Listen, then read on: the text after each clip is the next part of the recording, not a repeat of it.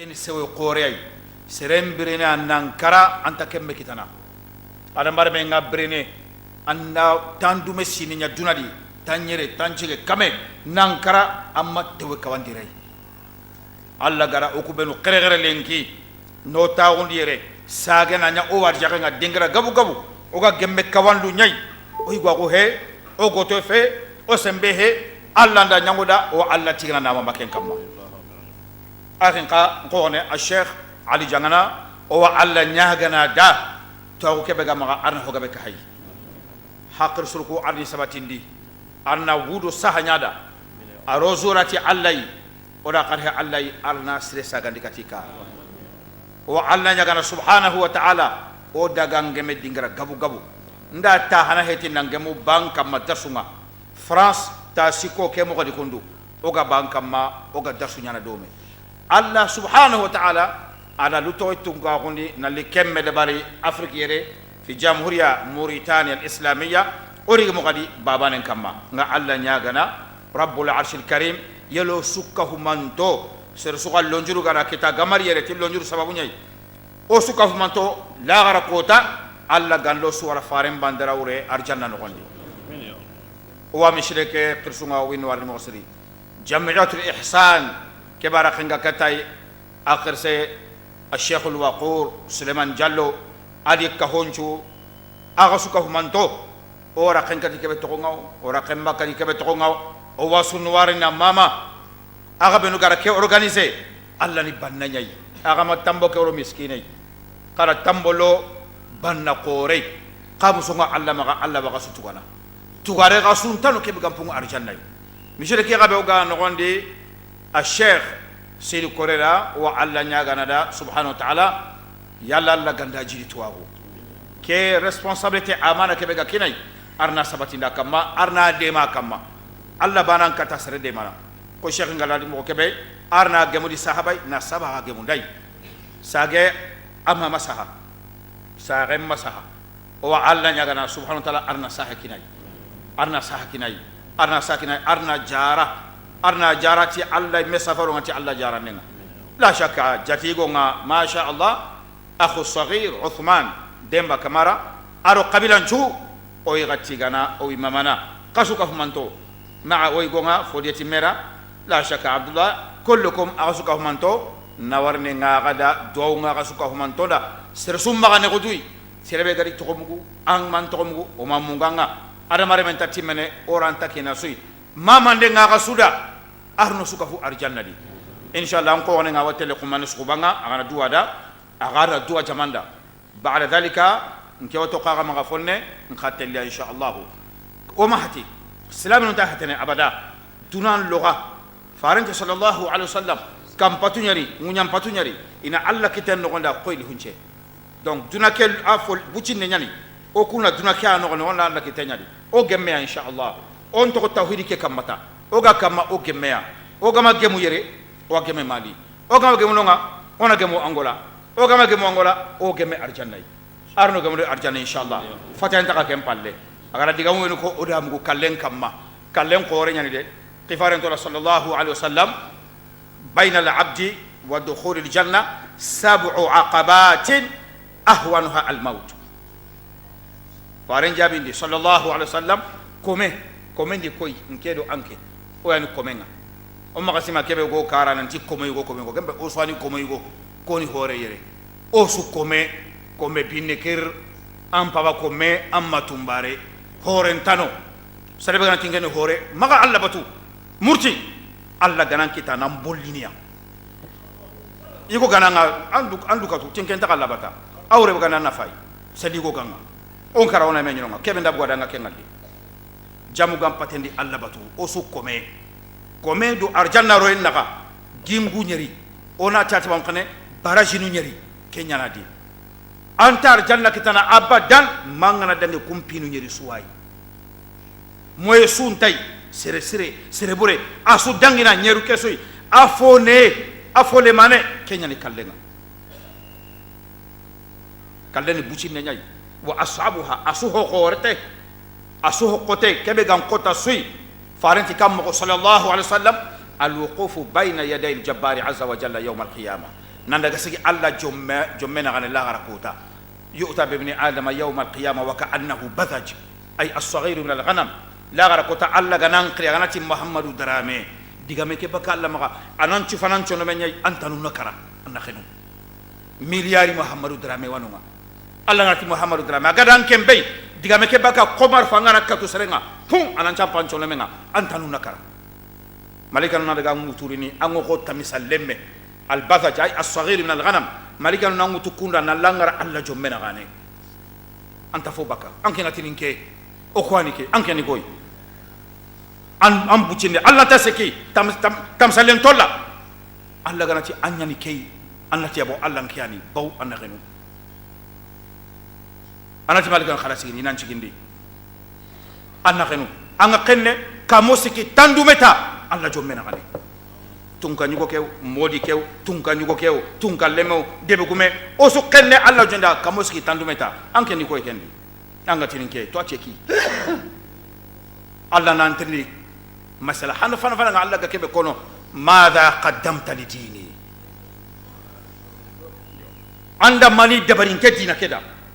angara kabe no sigende angara jula ko be dabari angara gidebe mundu angola alla hamintay angara qarsibe gafume alla hamintay angara alla question première question madha qaddamta li dini alla dina ki an qota maga anke ngade anda mani nyandina keda yo kembere bana sugori anda ken jabum préparé nda sima khakku nga jabum kitana karoti no da drame nge viterini akada nyadina nyada nda woda jangana liti o domi barajin qilli o do kede bari kana kono ade wa alla na gatirni ya o do kenya o da masis o da jamati ihsan o da kende bari dinanda o da mishirun cigindi o da kenya kala golluku agara holde bari harsa arna gadde ma na ko kotini kana foga be ka fay baw alla na keke so tirni ya be su la gara kota o kuga koren to kono ngawga bakanan li tirinde kes kanden cha babunyani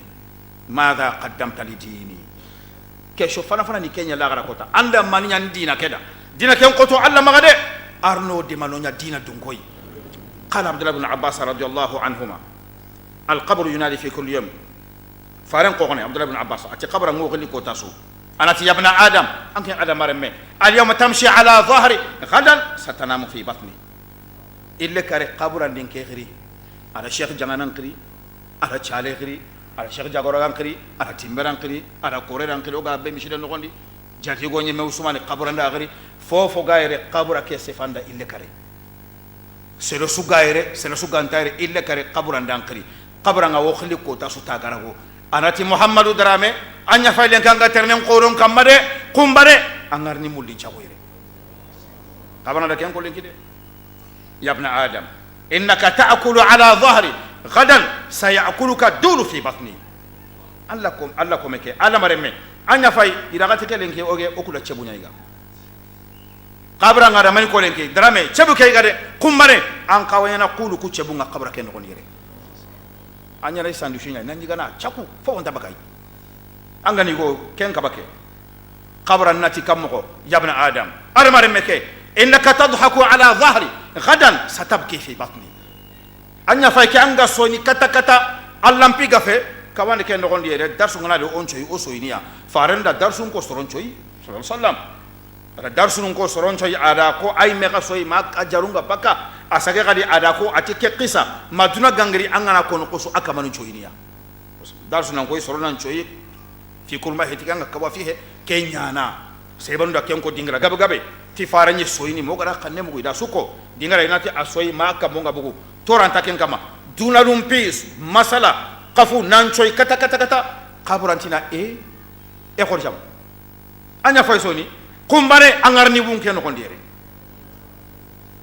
kemre kata ono mo gontu mo sire qabaran ce heno dade o gana kara ko ken ko tangara ko mo gombe jamanga isallino ira qabura ngam malika no ko be no ga qabura la kenga passeport ke be gi ma to ko be ke be ma nanti drame be ga karale kele abane anandi kenya ni ko ma de ka gana daga drame tunci abane an lono ka kun ca gene ade ser su gana ranna sage agallu gollu ko ina roda batenga sheikh nda ko da darsu no ni qabaran ti kena ho ay gana kayran ta gollu suru ko igana angana ro gollu kuna ro dam batenga soro nan to kono wuro ngana jenge 0h 1h du matin jinga siki kap allah wase henanda ya abdi nkome ذهبوا وتركوك هكذا كده إذا أنت غير أمباني ولو ظلوا معك ما نفعوك ولم يبق لك إلا أنا وأنا الحي الذي لا أموت نكمل هكذا كده إذا إن شاء الله جمان شاء الله كده إذا أنت تجي إذا كده فوفون تغمّا هو ما تغنى منك الله باني نياني بارا بيرهون أن تكلا أبدا مبايرة عنده منيلي وجعنا دعاناتي يا عبدي نكمل يوم خلقتك خرجت من التراب طاهرا أما اليوم عدت إلى التراب وكلك ذنوب نكمل إنك أنت كوتا كبي إنك أنت دونا أنت نندعا قالنكي أم بقى سجكتين أنشو جنبي أنشو قلبره أم بتكنت أسو قلبره مالين شري كمل أمك واقع أمك توري ده دونا ما هو مرسا شيخ إندا كونو لانك ولا درسون ترينكا أرنا توا أخي درسونكو الحمد لله نشهد لك يوم القيامة أنا كوبنكو أشهد أن الله غرقوتا بلغتا عندك كنيدوي قرآن أمو أنا نقولي تاي الله تني عنده منيلي أنا هيوجا جابو بيرتني أقص سيدنا علي أدعى قبر سونا أتي سيبلنا قرآن دعى زيارة المقبرة شيخ إندا كويرة فارين قبرة زيارة مقبرة البقيع مدينة المنورة صلى يقول قال جوتا سكوبان شلة أتي الصحابة نوندا قرآن كفومي هلوم ببينا قرآن دعى لومي لكي نزور القبور أنا دعى قبر كيزورا إيجارونا أتي السلام عليكم دار قوم المؤمنين سلام فرو بنو غايره ندا غسكوني أتي قبارين مغان الله هنا جوفين دا أغاي أغانا تين كسيري أتي يا أهل القبور قبلوا كرقا غايره إن أموالكم قد قسمت قد كرنا نابور بنو تغو غفل ودي تغندي بانسو أن نقلمتم وإن دياركم قد سكنت قد كانوا بنو تغو نغدي سورتنا نوي نغونا كانوا كبوان قلاقو إدو سرطانا قلي سرون دي سفاقا سرون تاغو إسو نغندي وإن نساءكم قد تزوجنا أغا يقوم دي قاغر كوبن تغو إسفاقا يغيدي بانسوغا كبه مولا يغرقون دان قلمتو هذا خبر ما عندنا وما خبر ما عندكم خبار كبه وكو مغاندا غري لنكي كم بايكاي كان خبار نغا كون خامغا قاغا كونونغا أموكو سرون تادا يالا كوة سنبا أكي واسهنا غا كونيانتا موكو علي دلدن جميندي وچنا غارا ينكو لانغريندي واهي ماري كتاي دي الله غا حق لسر بكناي أي مان جابي أتيدا لو شاء الله لهم أن ينطقوا ولو أذن الله لكم أن تسمعوا لقالوا إن خير الزاد التقوى الله غاندونغ كولا لنكي إن انتفه الله غاندونغ وغدا أوني ديغان قنمغو إنيتني سلام فاندام بوسرني الله كانني أرنا الله كانني نغودا ona Allah kanne mundo siri olo kenna la ko ta mona kese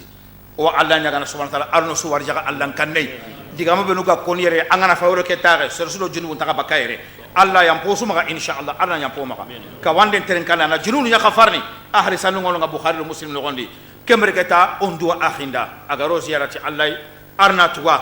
arna tanga arna sutri hammi sugalo Allah naga Allah watu nan qoto ay me haju sere nya gani arna de barada arna nya ngada nasre dinge nasre jofeni kati korenga agi gasuru nyini o benu game kamaga lagara kota osuga menyini arjanna no gondi kem maga nyala gorunga conference nangabo karanya o kuwaire on tayre kara conference ndabari kara dinan dema kara ga fatama ndabari kara ga sekonya akan tani misini wallahi ayindu alkaban kama na kan tani misini lagara kota alla gana gatrindi kara mani ndabari dina keda kara fokitana na ko alla da yawmul qiyamah arno gamuli sahabay arna hinno suyi arno tanga arno jedi kersunga wona gana warnyata tafana tafila tasika o se wontene to kersunga o se wontene to kersunga lemne ganu kusagar hakra kita kersunya sababuni kersa suga ere kebe gamari ora kebe to ko man to ko o wasuma mana o ga mulati allah o duwana gada lemunu nyanoi aga magadilo batenga aga kana nduoda kaga na ngaro gola mistake su dabari kamo wara tay lemene sene hakren timpanyai dinan kana ko benu gaire aga suwani wa duwana ga suda wa alla nyana ketare mename gabo gabondi titunga falan jahunga subhanaka allahumma bihamdika nastaghfiruka wa natubu ilayka wa akhiru da'wana anil hamdulillahi rabbil alamin qatana fonna sheikh musafir yani farenti du'a al musafir mustajab musafir kan ken du'a unjabi intenyali kemre kata du'a unda baruda inshallah serebe aga washini awa dingranu tammi kunchu soronga du'a unjabi intenni musafir kan ken ngaken nokondi ya rab du'a unda baruda mallano gum sahabay اللهم اغفر لنا ما قدمنا واغفر لنا ما أخرنا وفقهنا في ديننا آمين. وعلمنا ما ينفعنا. اللهم أحينا مسلمين آمين. وأمتنا مسلمين واحشرنا مع الصالحين. آمين. اللهم طول أعمارنا آمين. ويسر أمورنا ونور قلوبنا واشرح صدورنا ووسع رزاقنا. اللهم اهد أولادنا واحفظ بناتنا إنك على كل شيء قدير. اللهم اغفر لنا قبل الموت وارحمنا عند الموت ولا تعذبنا بعد الموت. اللهم اغفر لإغوائنا في المرتانية. اللهم وفقهم لما تحبهم وترضى. اللهم وفق بينهم. اللهم وحد كلمتهم ووحد صفوفهم. اللهم إنهم قد أكرمونا فأكرمهم. اللهم أكرمهم وطول أعمارهم ويسر كل أمورهم. اللهم وفق طلبة العلم. اللهم وفقهم في طلبة العلم. اللهم وفقهم إنك على كل شيء قدير. وأرجئهم إلى بلادهم صالمين غانمين وانفع بهم الأمتي الإسلام والسوننكية إنك على كل شيء قدير. اللهم اغفر لمضيفنا وأسرته وإخوانه أجمعين. اللهم اغفر جميع إخواننا وأخواتنا إنك على كل شيء قدير. اللهم اعتقنا جميعا من النار. اللهم اعتقنا جميعا من النار. اللهم اعتقنا جميعا من النار وهون علينا سكرات الموت. وهون علينا سكرات الموت. وهون علينا سكرات الموت. اللهم نجنا من عذاب القبر. اللهم إنا نعوذ بك من عذاب القبر. اللهم نجنا من عذاب القبر ونجنا من عذاب النار. ونجنا من عذاب النار. إنك أمرتنا بالدعاء ووعدتنا بالإجابة. دعوناك كما أمرتنا فأجبنا كما وعدتنا إنك لا تخلف الميعاد. وآخر دعوانا أن الحمد لله رب العالمين. وحياكم.